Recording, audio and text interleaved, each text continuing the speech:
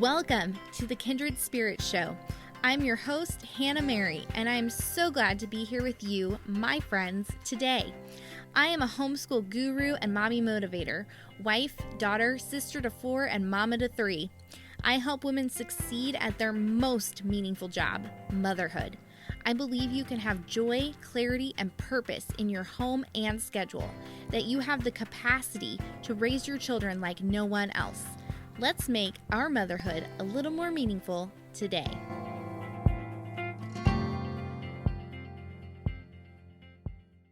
Christmas is coming. I'm convinced that there are basically 2 types of people on the planet.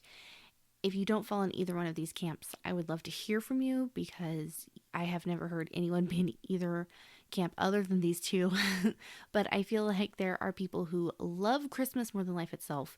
And then there are people who do Christmas and they kind of tolerate it to they kind of hate it. I happen to be one of those people who love it so much. For me, it's not only a beautiful holiday, but a deeply religious one, for lack of a better word. It is very spiritual, I guess. I also don't really love that word, but these are the options I have. So anyway, it's deeply meaningful to me because of my faith. And you are probably saying right now, if you are anyone who is not in the super love Christmas camp, that it is not yet Thanksgiving Day, and therefore we cannot talk about Christmas. And I hear you. I am with you. I try to relegate the correct holidays to the correct time.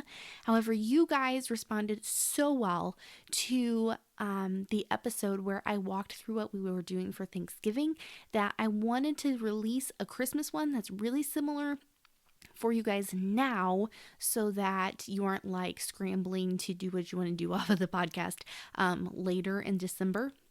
So I am going to jump to Christmas a little earlier than normal because this was really the last day for the podcast to get it in before December. So there are so many resources for Christmas, and my struggle as a mom is to want to do literally everything for the holidays because I don't want to deprive my kids of any of it.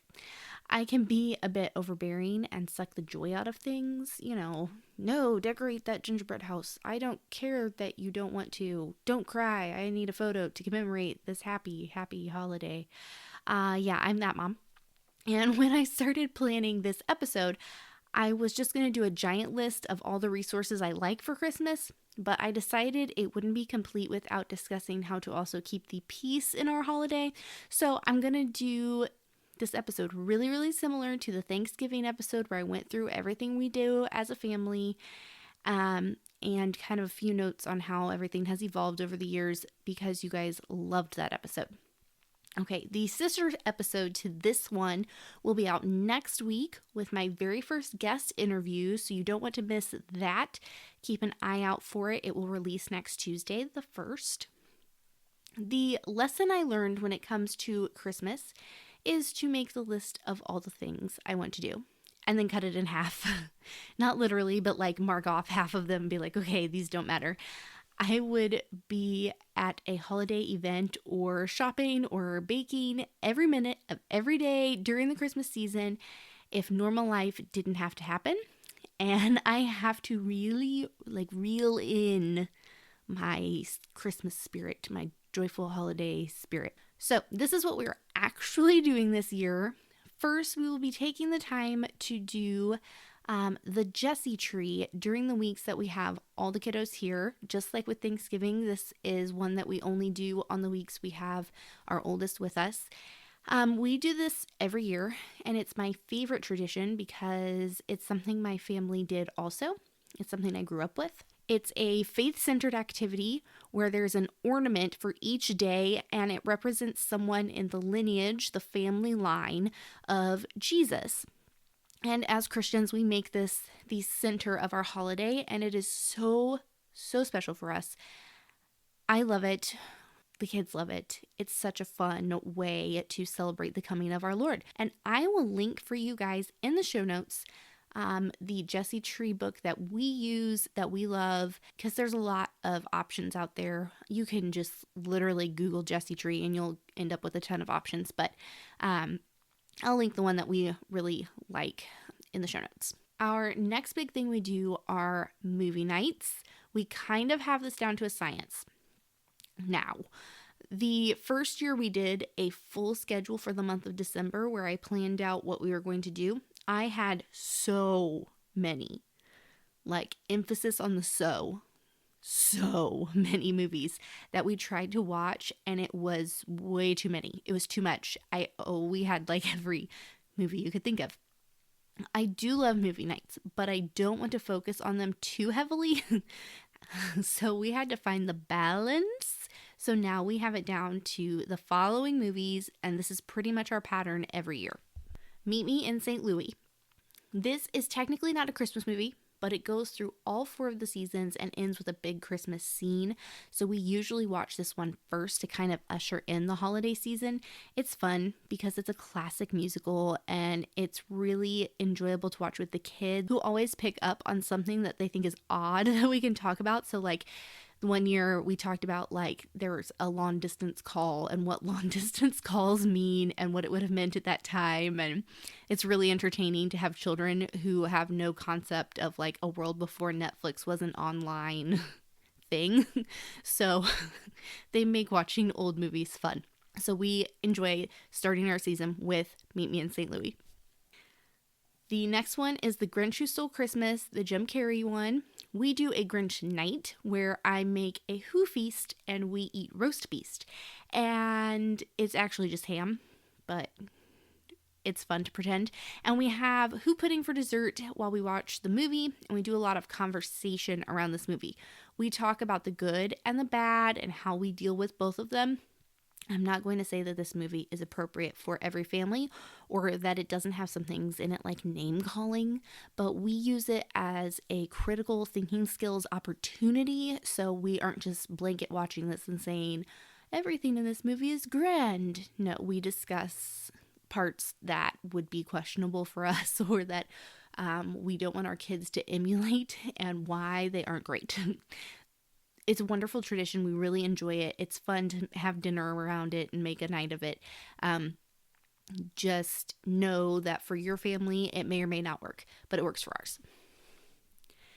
We also do a Charlie Brown Christmas, and Aiden has a bit of an affinity for Charlie Brown and Snoopy. We had a Charlie Brown birthday party for him a few years ago, and one of the things that we did for his birthday was we gave everyone a Charlie Brown ornament that we had made as a party favor. His birthday is in December, so it kind of made sense to do something that they could put like on their tree or keep and use. And so when I made the ornaments for his birthday that year, I also made one of each of those same ornaments that were different characters. I think there's a Charlie Brown, a Snoopy, and a Lucy. I made one of each of those for us to keep also. So whenever we watch the Charlie Brown Christmas movie, we put our ornaments on our tree, and it's an easy and special thing we do with just Aiden currently. I always put this movie during a week when we don't have Shelly at our house, so it's kind of just a special thing for Aiden. That'll probably change as Josie gets older, I'm sure, but it's fun for him to have that for now at least. The only other movie night that we do with just Aiden is we do like a VeggieTales Christmas night where we watch a couple of the VeggieTale Christmas episodes that we like, and those are kind of our off-week movie nights. Hey, are you there? I need to share with you the hardest thing about homeschooling. Records. Ooh, they can feel hard to keep up on, plus remembering what you want to keep track of can be super difficult. If you're struggling to know where you're going in your homeschool journey or need help tracking your child's learning and achievements, I have amazing news for you. How to Record Keep, my downloadable PDF book, is available now. It's only $15 and has over 20 printable pages to help you plan, track, and assess your child's academic activities. Don't wait to grab it because the price won't last long. Feel confident in your journey and do less work because it's all here for you in How to Record Keep. Grab your copy today. My personal favorite to watch with the children, because I have such interesting memories of watching this together the first time, is The Nativity. This movie is live action. It's very well done, and we really enjoy it. Like I said, have this great memory saved on my phone from the first time we watched this, and I thought we would have this beautiful moment, right, of like watching the miracle of God becoming flesh and being born. And what I actually got was questions about like murder and circumcision and birth and all the things no one wants to deal with. It was kind of funny that my kids picked up on just the things that I didn't think they were going to pick up on. Still, this movie is very well worth it. I definitely enjoy making it a part of our Christmas traditions. So don't nix the movie. Just know that your kids may ask you, like, what is that Roman soldier going to do to that person? And not like, Mom, what was it like for Mary to carry the one and only Son of God? You're not going to get that question, no matter how much you dream it in your head. So just be prepared. And then the last movie, which in my opinion may be the only movie that is completely necessary for all of Christmas to happen, is White Christmas. This movie, okay, Christmas Eve, I put the kids to bed. I make myself popcorn. I pour myself eggnog, and I sit down and I watch White Christmas. It is classic, and eventually the kids will care that it exists, and I'll let them watch it with me. We don't usually have Shelly on Christmas Eve. That's when her mom's family does Christmas, so she would care to watch it now, but she's not with us that evening, so it's still just my thing. But I must watch this movie in peace. It is my tradition that I carry over from my family. It is one that has to be like a certain way, and that is what makes Christmas Christmas. It doesn't. Like, if I didn't watch it one year, it wouldn't be the end of the world. In fact, I think last year when I was pregnant, I fell asleep and did not actually finish watching the whole movie. But it's the tradition that counts, right? We do rotate some other movies in and out of our repertoire, if you will.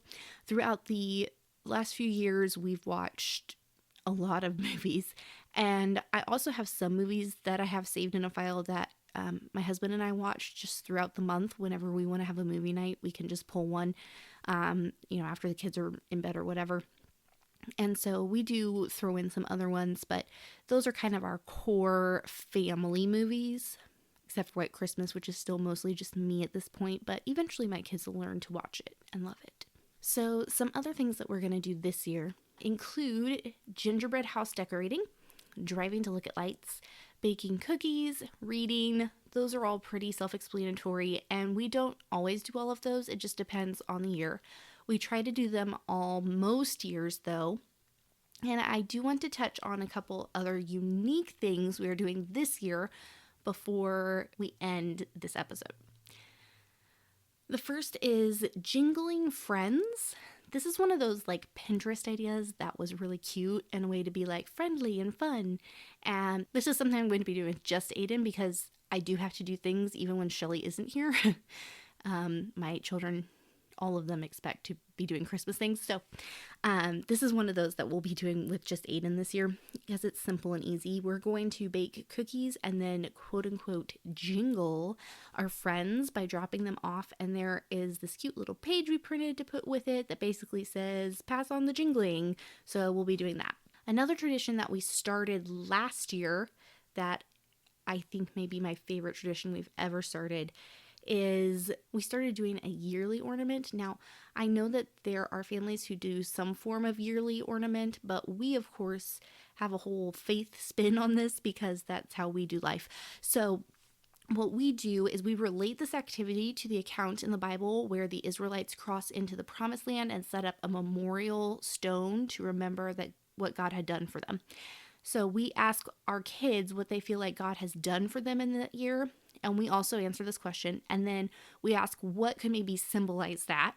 And then we all head to the store together and we get an ornament for each of us that coincides with what we said. We then hook a tag of some kind onto the ornament with the year written on it and a word or description of what this ornament is representing, what God did for us this year. And we add it to the tree. It's really simple, but it is profound, and it's something that over the years we can look back and not just have a collection of ornaments, or, our kids can take them with them when they leave the house or whatever, but attached to those are going to be the memories of the things God has done for them in their lives growing up.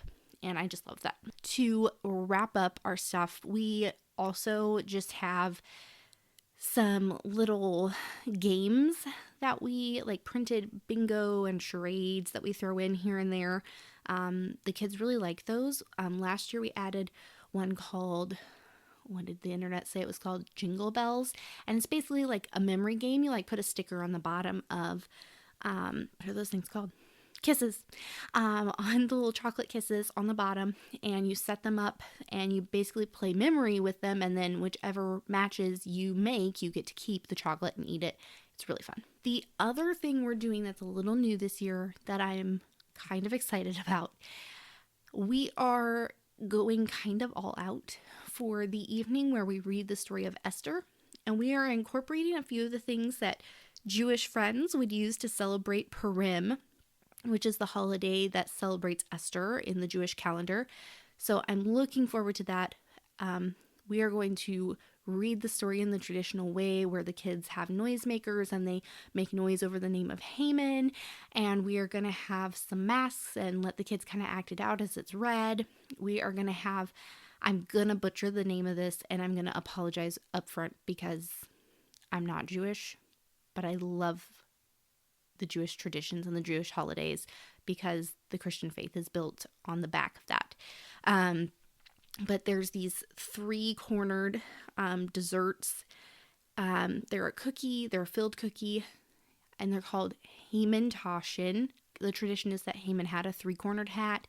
And so we're going to make some of those to eat and just kind of talk about how our Jewish friends would celebrate Esther. And it's not like Purim happens at this time of year. It's not the right time of year for their holiday, but I want to honor them and honor where we get this story from. So we're going to do that this year, which I'm kind of excited about. The last thing we are doing this year, if you remember for Thanksgiving, it has some really specific goals for our kids, memorizing some things and learning some things. And so we are doing that with Christmas as well. We're going to learn some Christmas carols, and the plan is to kind of go caroling in our hallway for our neighbors. We are also going to be talking about the meaning behind the song, the 12 Days of Christmas. 12 Days of Christmas is actually a way to learn some of the major doctrines in the Christian faith. If you didn't know that, now you do. It's really interesting, and so we're going to be studying that for kind of our Bible time during the month, and I'm really looking forward to that. I think that is one of the coolest things.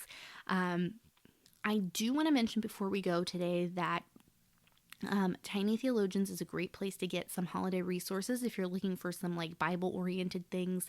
They have some Jesse Tree cards that you can do. They have an ABCs of Christmas, and they're really good. So I do want to mention that before I go, and I will link them in the show notes as always.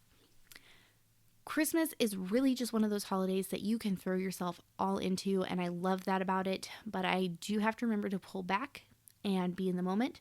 And I work really hard to give myself big margins of time just to be during the month of December. It's important to me that we celebrate well and we love well and we give gifts well and we just sit together and enjoy this season. So I'm going to go put up my tree now. By the time you're listening to this, yes, it will be going up. But truly, I hope that hearing what we're doing this year inspires you guys, and that you will find a way to make this year a little more meaningful. Maybe that means on your grand list of things you need to cut it in half. Maybe that means that you have a great balance of things going on and you can just move forward with so much peace into this season. Remember that if it's not working, you don't have to keep trying. If your kid does not want to decorate the gingerbread houses, you don't yell at them for the photo op. Just be like, okay, and let it go. You can always sit down and decorate the gingerbread house for them. Yes, I have done that before. I said I wanted to tell you guys about keeping peace in your holiday, and that is really the best way I know how, is to make sure that we're creating moments and margin.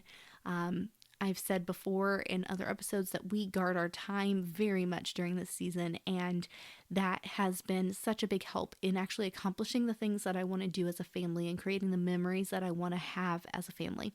Again, I hope that this episode was truly informative and inspiring for you guys, and I will see you next week for the sister episode for this episode, another Christmas episode you guys are going to love. First guest that I've had on the show. If you can guess who it is in the comments below, maybe I'll send you a little something.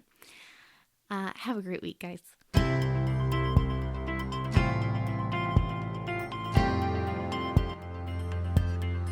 Thank you for listening today. I hope you found a little encouragement from today's topic. If you like this podcast, make sure to like and subscribe to it. If you absolutely loved this episode, leave a review. I love reading what you guys have to say about the show.